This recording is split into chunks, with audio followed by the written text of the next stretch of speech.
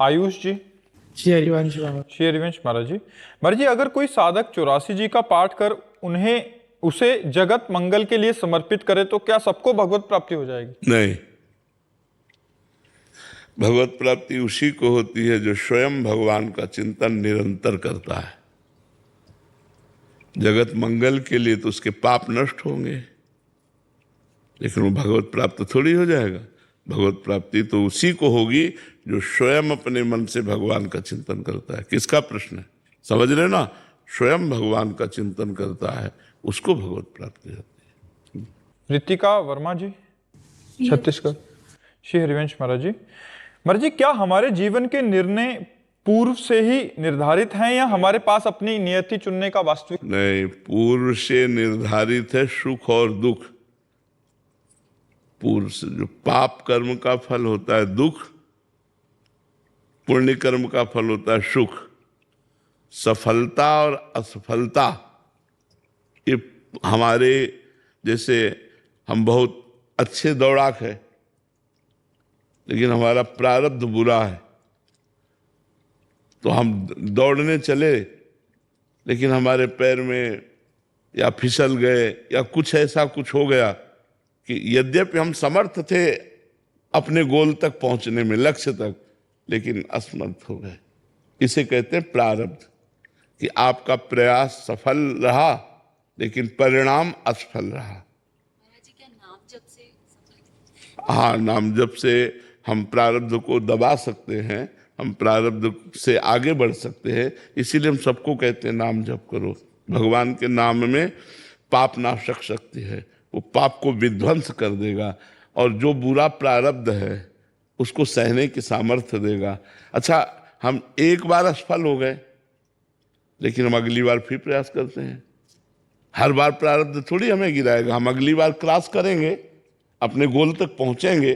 तो हमें लक्ष्य पर दृढ़ रहना चाहिए और नाम जप करना चाहिए और जिद्दी स्वभाव होना चाहिए। मतलब हमारा जैसे बचपन से हम बाबा जी हैं, तो जैसे मन ने कहीं में भयभीत किया, 13 वर्ष से बाबा जी हैं, तो जैसे गंगा किनारे या कहीं कि यहाँ भूत है, अब मन ने भयभीत कर दिया। अब हम परेशान कि अकेले भ्रमण करते थे, ये तो मार देगा मन, ऐसे डरवाएगा। तो जहां कहता है यहाँ भूत है वहां खड़े हो जाते, कहाँ भूत है, क्या भूत है, क्या परेशान है, हम वहीं रुकते, कुछ नहीं। धीरे धीरे मन निडर हो गया, निर्भय हो गया। जिद्दी स्वभाव था कि अब गंगा जी में खड़े हो, कहीं मगरमच्छ आ गया तो हम कहा अगर प्रारब्ध भोग मगरमच्छ खाने का है तो जरूर तेरे को खाएगा, अगर नहीं है तो नहीं खाएगा। आंख मूंद करके ऐसे मंत्र जपो, मन है ना डरवाता रहता ना। तो हमको नाम जप के द्वारा और एक अपना, जिसे हम जिद्दी स्वभाव कहते हैं, उसे कहते हैं दृढ़ संकल्प वाला। हमारा संकल्प दृढ़ हो तो हम एक बार हारेंगे, 2 बार हारेंगे, लेकिन तीसरी बार क्रॉस कर जाएंगे। तो हमें नाम जप करना चाहिए, शरीर स्वस्थ रखना चाहिए और अपने लक्ष्य का ध्यान रखना चाहिए कि मेरा लक्ष्य क्या है, मुझे वहां तक पहुंचना है। दिलीप तिवारी जी, मुंबई से। श्री हरिवंश। श्री हरिवंश। गुरुदेव, ये तत्व होता क्या है? क्या तत्व का और बोध कैसे हो हमें? तत्व जो सबका सार है, जो तत्व कहते हैं उसे सार कहते हैं, जो सबका सार है। हमारा, तुम्हारा, जड़ चैतन्य, पूरे जगत का जो सार है उसे तत्व कहते हैं। और वही परमात्मा है, सबका सार परमात्मा है। उसी परमात्मा की प्राप्ति के लिए मनुष्य जीवन मिला है। जितना समय हम भगवान में अधिक से अधिक देते जाएंगे, हमारा ज्ञान नष्ट होता जाएगा, सारे प्रश्न शांत होते जाएंगे। उस तत्व की प्राप्ति के लिए ही तो मनुष्य जन्म मिला है। और उस तत्व की प्राप्ति तभी होती जब हम खूब सत्संग सुने, शास्त्र स्वाध्याय करें, पवित्र भोजन करें, पवित्र आचरण करें और नाम जप करें। जैसे जैसे हमारा हृदय पवित्र होगा तो वैसे वैसे वो परमात्मा में लगेगा। प्रकृति से हटा तो अज्ञान हटा, प्रकृति में मन है तो अज्ञान छाया हुआ है, और परमात्मा में मन है तो ज्ञान छाया हुआ है। जब ज्ञान हो जाएगा तो ये तत्व ज्ञान हो जाएगा, सार ज्ञान हो जाएगा कि सब में भगवान है और मेरे में भी भगवान है। जहाँ ये तत्व ज्ञान हुआ, सर्वान वस्तुतया निरीक्ष, सब जगह एक ही परमात्मा है, ये तत्व ज्ञान है। बहुनाम जन्मनावंते ज्ञानवान माम प्रपद्यते वासुदेवा सर्वमित सा महात्मा सुदुर्लभा, सब जगह भगवान वासुदेव हैं, यही है तत्व ज्ञान हो जाना। जब सब जगह है तो यहाँ भी है, वो जीवन मुक्त हो जाता है। पर इसके लिए शास्त्र स्वाध्याय आवश्यक है, संतों का संग आवश्यक है, पवित्र भोजन आवश्यक है, पवित्र आचरण आवश्यक है, पवित्र विचार आवश्यक है, तब हम परम पवित्र तत्व ज्ञान की तरफ बढ़ सकते हैं। फिर गुरु का वर्ण करके, फिर उनके बताए हुए साधनों के द्वारा वेदांत आदि अध्ययन करके फिर तत्व ज्ञान होता है। और या चुपचाप नाम जप करता रहे, खूब डट के नाम जप करे तो अपने आप तत्व ज्ञान हो जाएगा, भगवान करा देंगे तत्व ज्ञान। समझ में आई बात? तत्व का मतलब होता है सार, सार बात। तो इस संसार का तत्व क्या है? भगवान। संसार का सार क्या है? भगवान। तो बस वही बोले तत्व दृष्टि रखो, अर्थात सब में भगवत दृष्टि रखो, क्योंकि इन शरीरों के अंदर जो सार बात है वो भगवान है। सार बात को ही तत्व कहते हैं। अधीश्वर मुरारी दास जी, ऑस्ट्रेलिया। हरि बोल। राधे राधे महाराज जी। महाराज जी, हम देखते हैं कि बहुत सारे शिक्षा गुरु भक्ति जर्नी में हमारे साथ होते हैं। कभी कभी एक दूसरे की जो उपदेश होते हैं दूसरे से मतलब भिन्न हो जाते हैं, तो ऐसा क्या करें कि जिनसे अपराध ना बने? हाँ, बात इसमें देखनी है, इष्ट मिले और मन मिले, मिले भजन रस रीति, तहा निसंग को मिलिए तासो कीजे प्रीति। इष्ट मिले और मन मिले और रसरीति मिले, भजन पद्धति मिले, ऐसे संतों से सत्संग करें। और जो स्वयं में साधक नहीं, तो उनसे वो बात ही नहीं निकलेगी जिससे भगवत प्राप्ति होनी। वो बातें सब केवल थोती होती, बातों से माया पर विजय प्राप्त नहीं की जा सकती। जो भगवान के मार्ग में चल रहे हैं, खूब डट के भजन कर रहे हैं, उनके अनुभव की बातें सुननी चाहिए, ऐसी बातें नहीं सुननी चाहिए।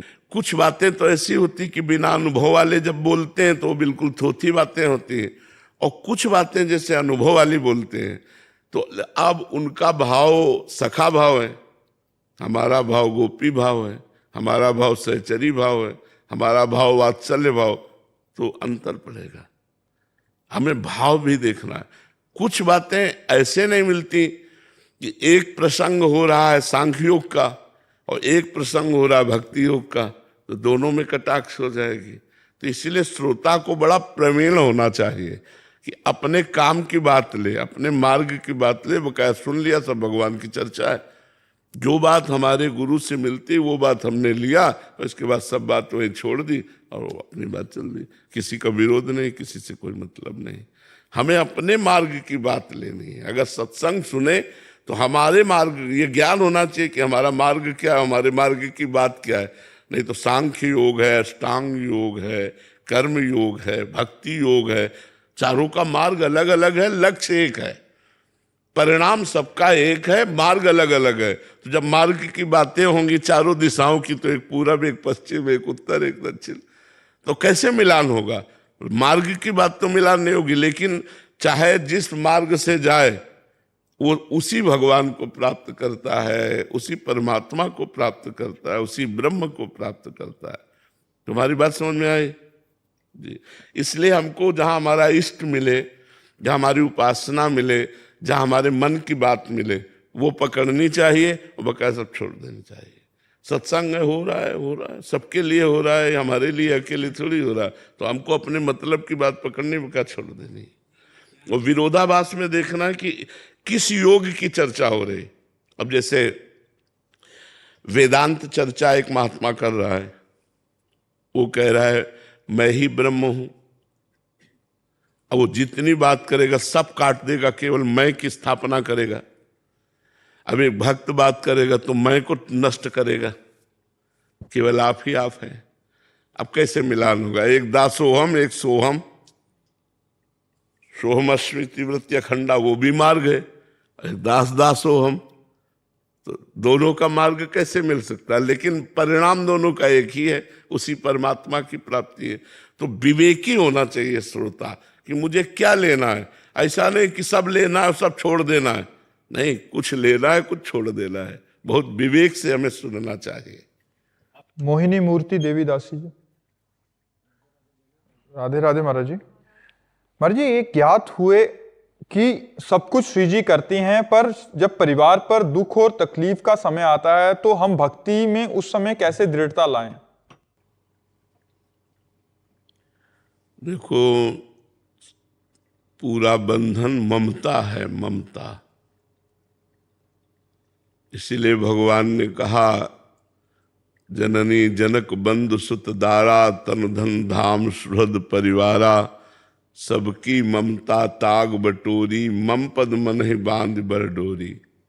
माता पिता भाई बंधु पुत्र परिवार घर मकान, सबकी ममता अपने मन सहित मेरे चरणों में बांध दो, तो सच्ची भक्ति होने लगेगी। अभी भगवान की शरणागति पुष्ट नहीं हुई, अभी ममता परिवार में है। तो जब सुख हुआ तो लगता है भगवान की कृपा है, और जब दुख हुआ तो लगता है कि क्या है ये, कौन सी बात है। लेकिन भगवान सुख और दुख दोनों रूप में कृपा ही देते हैं, क्योंकि हमारे किसी पाप कर्म का फल ही दुख है। भगवान मंगल भवन सुख सिंधु है, वो कभी किसी को दुख नहीं देते।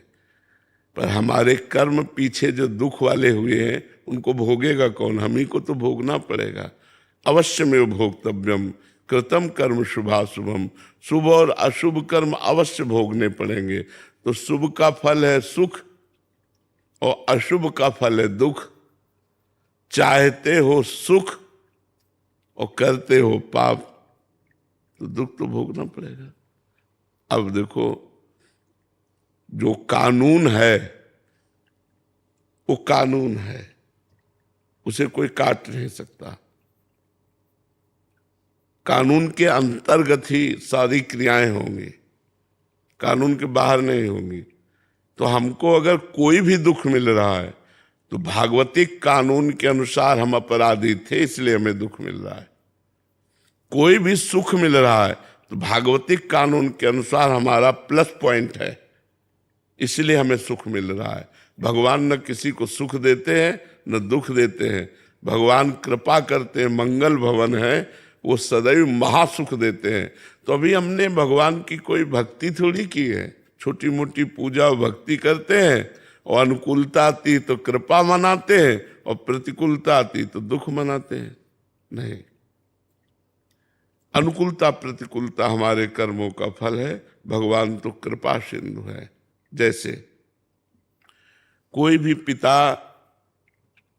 अपने बेटे को दुख नहीं देना चाहता। मानो पिता डीएम हो और लड़का क्रिमिनल कार्य कर दे,